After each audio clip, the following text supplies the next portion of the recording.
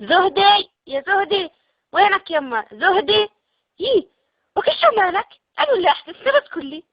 يلا يفضحك يا كلب. ماشي تعال يما. وكيف مالك؟ ما تقول.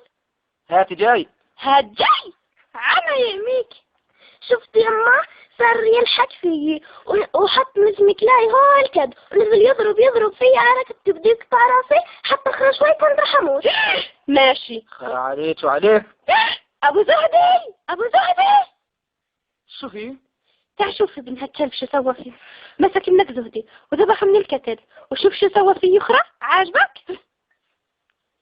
الله لا يمسيك بخير البعيد. حرك راس ابوك. تعال جاي. ايوش ذكرتك.